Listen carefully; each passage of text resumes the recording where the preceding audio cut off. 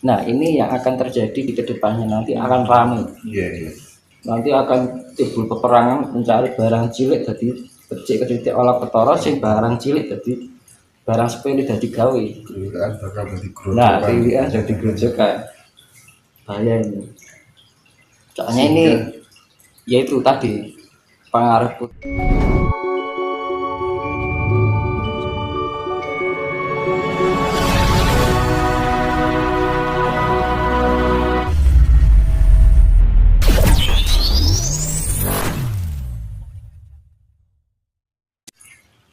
ya itu loh. Oke.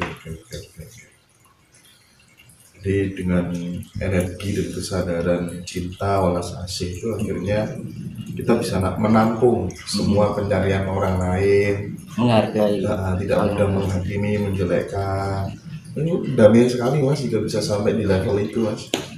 Iya kan tujuannya spiritual kan untuk mencari kedamaian. Sebenarnya kan spiritual itu bukan sesuatu yang apa ya khusus, tapi sebenarnya untuk umum. Jadi setiap manusia itu diperlukan spiritual. Spiritual kita gereja, kita kan masjid spiritual. Kadang-kadang kan orang menganggap spiritual itu bahwa disangkut pautiar dukun. Kan gitu. Salah persepsi ya gitu. Sebenarnya memang spirit itu membangun jiwa kan gitu. Untuk mencari ketenangan. Kalau kita sudah tenang kan kita lebih feelings. Nah, karena jebakan-jebakan ini, karena putaran cakra semesta ini begitu energinya kuat, yaitu tadi tingkatkan dari diri harus benar-benar kita tingkatkan.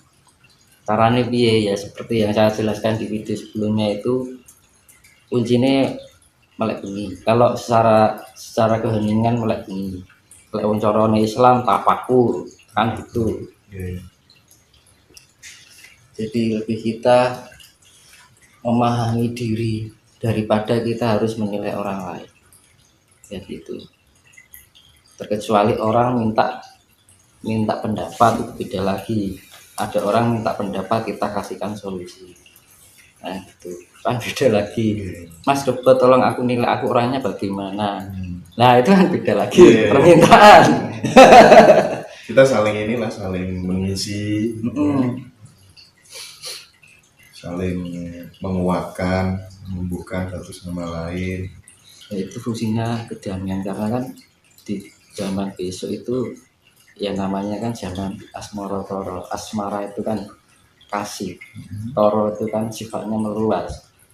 Jadi semuanya itu, makanya di dalam perjalanan ini jangan sampai kehilangan hilang satu aja.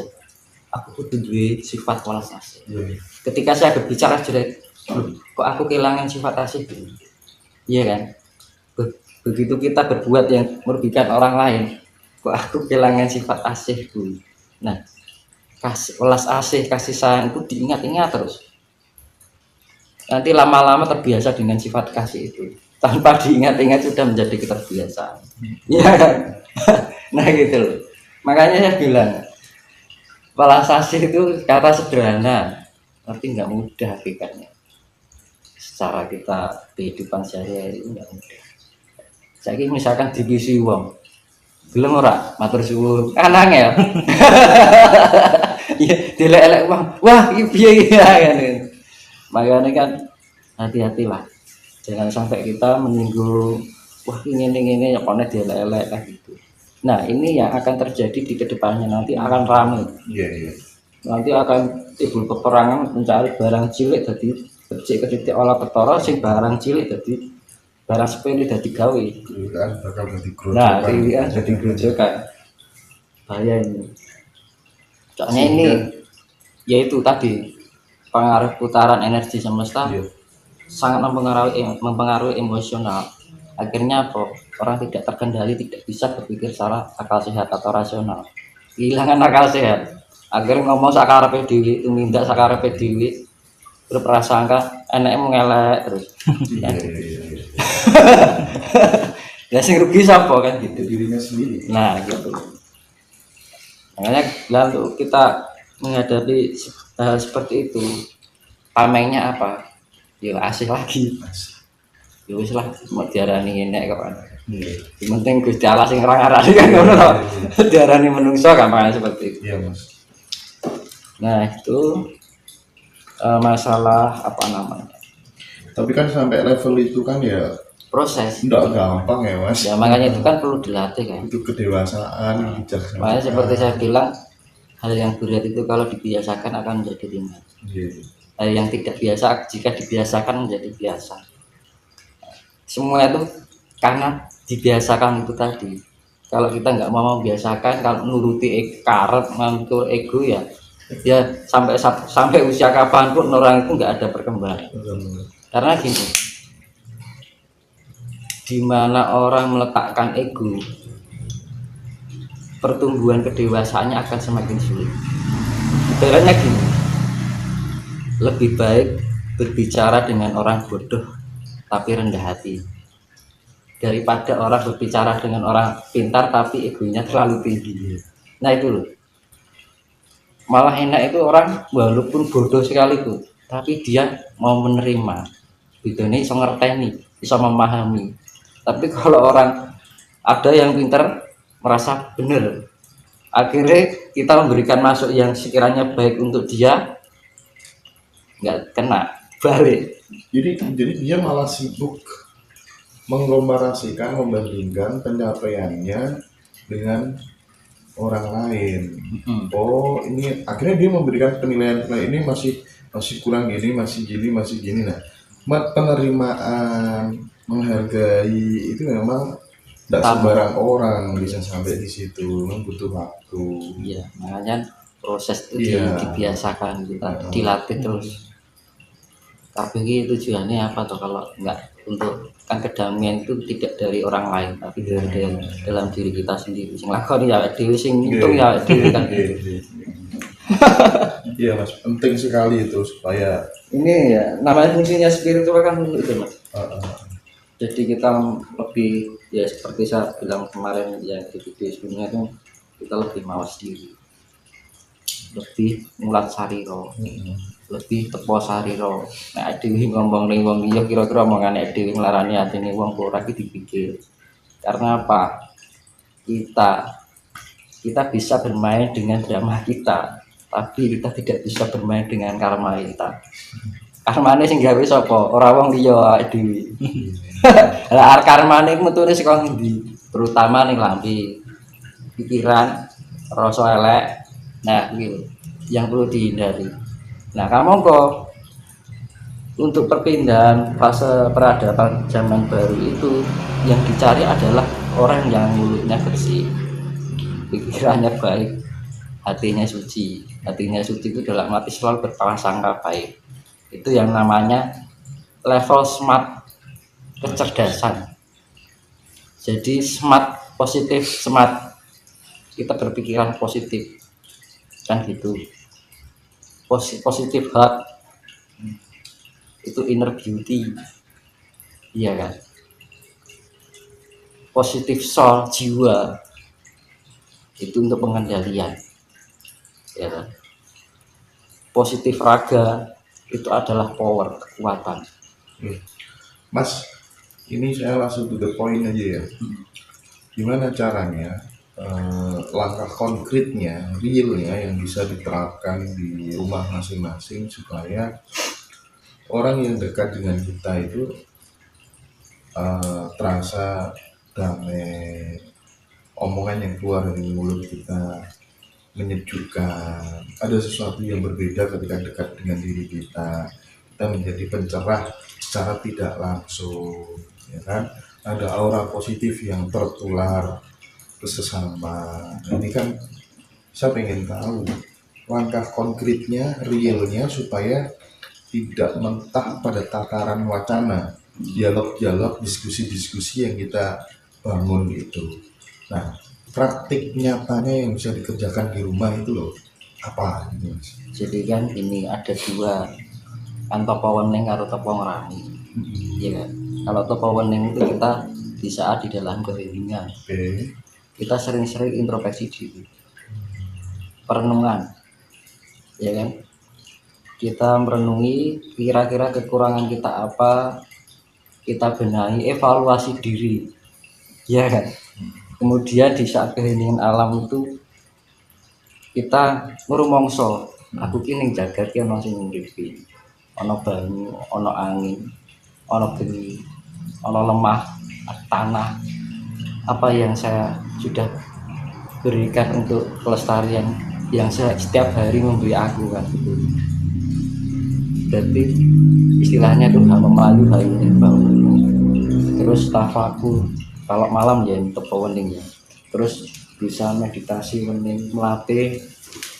Kalau kita sudah melatih dengan itu, kita akan dengan sendirinya nanti terbangun secara ketenangan itu loh. Kunci ini kan yang tenang kan Mas. Iya.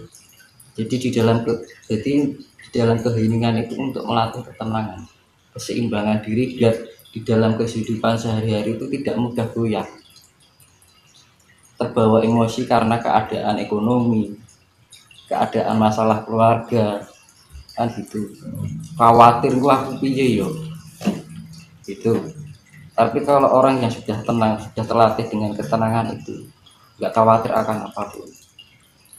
Bahkan gue piye ora ono sifat khawatir nggak ada. Terus kalau sifat khawatir itu apa, larinya ke emosional. Pikiran menjadi tidak sehat, akalnya sudah tidak berpikir secara logis.